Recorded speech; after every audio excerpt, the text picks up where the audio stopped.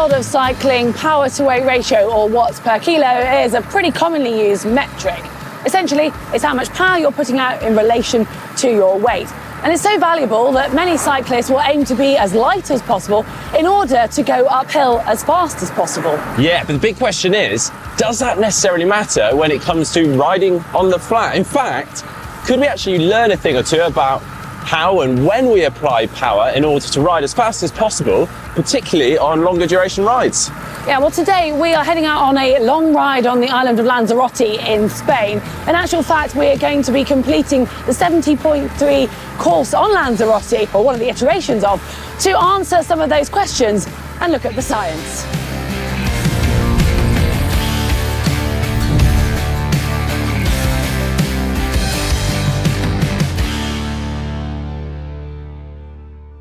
Now, as triathletes, we need to be quite versatile athletes, really. We need raw power for those flat sections of a course, as well as quite often needing to climb well on many courses these days too. And that's not forgetting also the swimming and running demands too. Yeah, now if you compare these attributes in professional cycling, you have specialists depending on their weight. You know, the bigger guys are going to be sprinters and the best time trialists, whereas the really skinny light guys are going to be your best climbers. So clearly, the power to weight ratio is important for going fast uphill.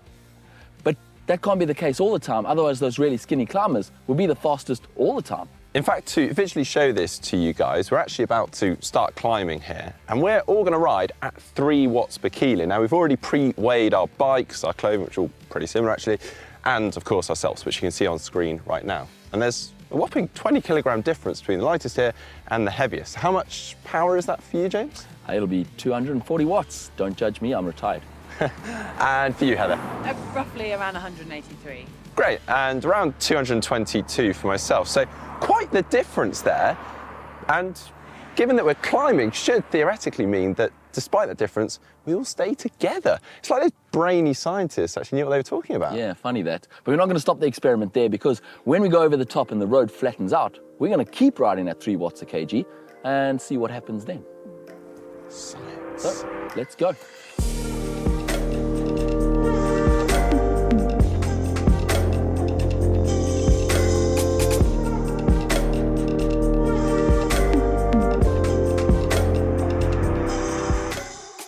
All right, guys, almost at the top.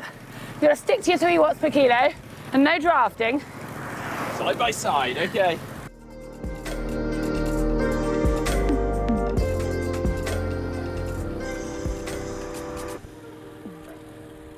Hey, speed's increasing.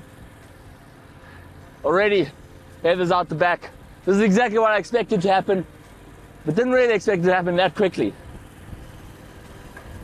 Now you may be scratching your head and wondering what's going on here. I mean, Heather's a lot smaller than me, which means smaller frontal area. Surely there's less wind resistance. She should be the one pulling ahead. Well, I think it's time we brought in an expert to explain.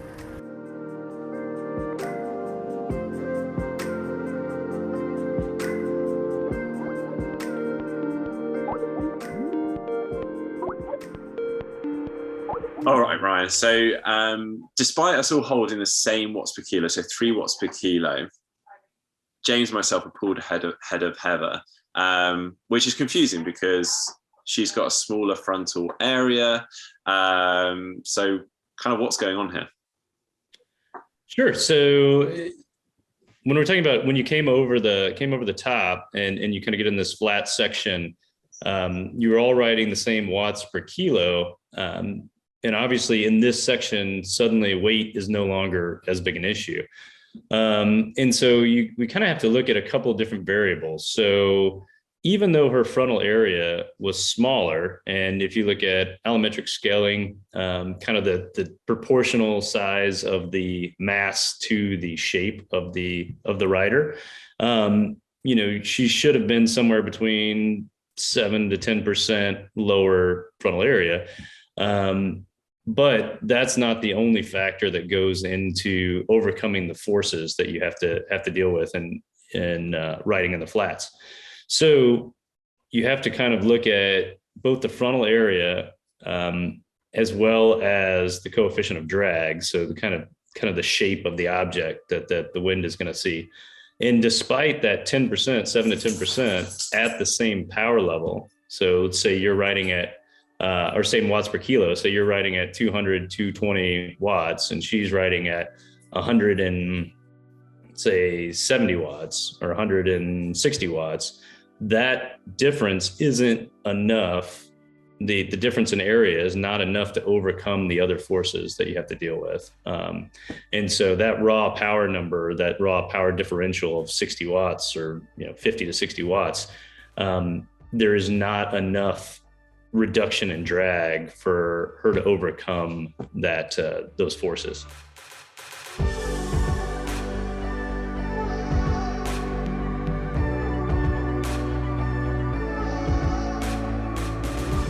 Pretty interesting, right? So unlike steep climbs, when we start to go faster or riding along the flat, aerodynamics comes more into play. So despite Heather being smaller than us and potentially more aerodynamic, James and myself were putting out roughly in the region of 20% more power, but only with about a 5 to 10% increase in frontal area. So despite us all putting out the same watts per kilo, and James and myself being less aerodynamic, we would go faster.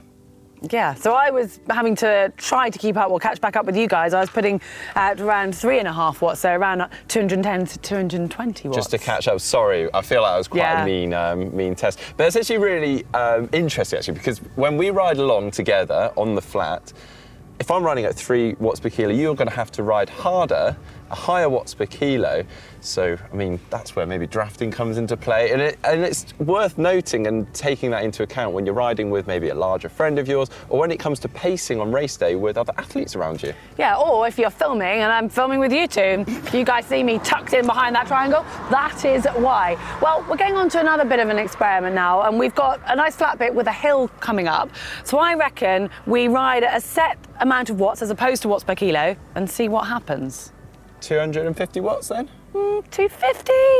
Could we drop it a little? 200, would we reckon? That's better. Yeah, all right, cool, deal, let's do it.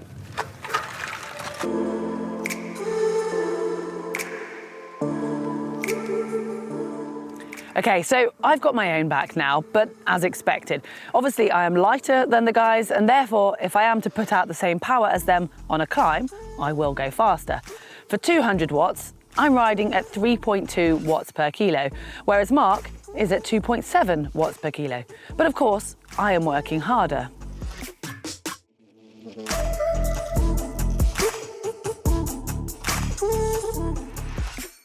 Yep, if Mark and I were now to keep pace with Heather going up a hill at 200 watts, we would actually have to push 230 or more watts to keep pace with her.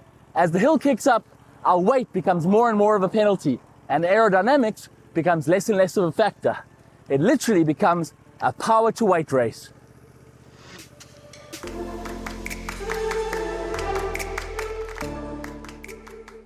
So obviously, as the gradient tips up, weight suddenly starts to play a bigger role as the forces of gravity are pulling you back, and so weight starts to play a very important role in the movement of the bike based on the power output. And so the tipping point, the way I kind of look at it is a little more speed based, and so usually when you get into the low 20s kilometers per hour, you start to lose any kind of aero benefit. So once you get below 20 kilometers an hour, I mean, it's pretty much all weight based. And the gradient that is going to entail will be different based on the type of power output that you have. So, riders, if you guys are riding at 200 watts, that gradient that you start to see the big differential is going to be much lower than some of the pro riders that are putting out 350 or 400 watts. So those riders that are doing the 5 watts per kilo, the gradient's going to be higher. So you may see gradients in the 7, 8, 9, 10 range before you start to see the aero benefit drop off. And you'll notice this in some of the pro riders in the tour, where the very small riders, they'll wait till they see those gradients of 15% before they make an attack or really start to hit the acceleration. So I usually think about it more in terms of speed. So if you're on a triathlon course, and you kind of look down and you're at the cadence that you want to be at, you're at the power that you want to be at, and your speed is starting to drop, that is a good time to relax the body, get out of aero, stretch a little bit, try and get a little bit of that tension out that you have from being in an aero position for so long. As you start to see that speed increase, then you need to stay more in aero, because every time you kind of come out of that aero position, once you get into that 35 plus kilometers per hour range, it's kind of like you're just giving away time as you get out of aero. One thing I would like to touch on as well is that you can also think of wind in a similar way. So if you have a headwind, here in Texas, we kind of call that the Texas hill training, is that you go into that headwind and that's like you're uphill. And so you kind of think of it the same way. As you get to that headwind, you start to really dial in the aerodynamic position and cut through that. I'd like to briefly touch a little bit on pacing as well, because you guys are holding kind of the steady watts as you go up and kind of steady watts per kilo. Inside of a triathlon, especially the way the courses are being laid out these days, and especially the championship type courses where they're very, very rolling, very different, and a lot of different types of terrain, holding a completely steady state watts is often not the optimal way to get across the course. And so within some variance, you can start to look at the course and dissect it and say, okay, this is where there's going to be a headwind, this is where there's going to be a tailwind, this is the downhill, this is the uphill. How can I vary my watts within a range? So, still want to make sure that you're not going into the red. So if you're targeting like an IF or a percentage of FTP of say 75 to 80, you may be able to bump that up to 90 in some areas, knowing that you're going to have recovery sections afterwards. So it's really important to kind of do this course recon so that you can say, okay, here's where I know that I'm going to have to stay aero. I'm going to have to really, really dial in my position. And if it's in a headwind, maybe push a little bit higher watts. If there's a climb, I can relax my body, but I know that I may want to push the watts a little bit just to help get over that climb and then recover once I can get more aero.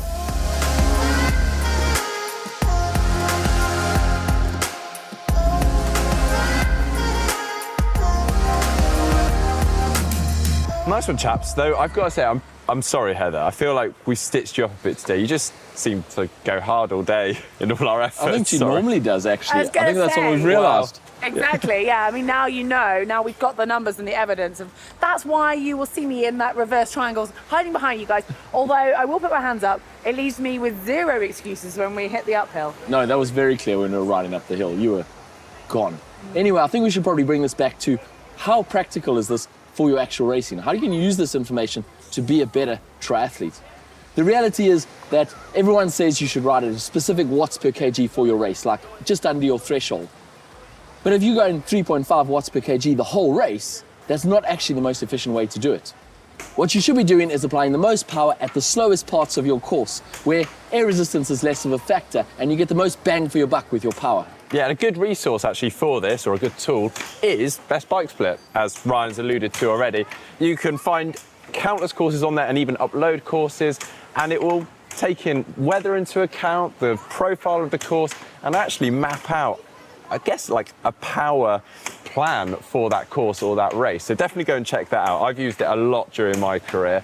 Well, guys, we have actually still got about 30k left on the course. I mean, no, I know we're back here. This is where the course ends, Mark. No. Ice cream over there. The loop came round here, then we do another 30k back to El Golfo. And well, I'm going to get an ice cream and wait for you while you do your extra 30Ks, because as far as I'm concerned, we're at the finish. But no, we can't. We said we were going to... No, enough. Oh.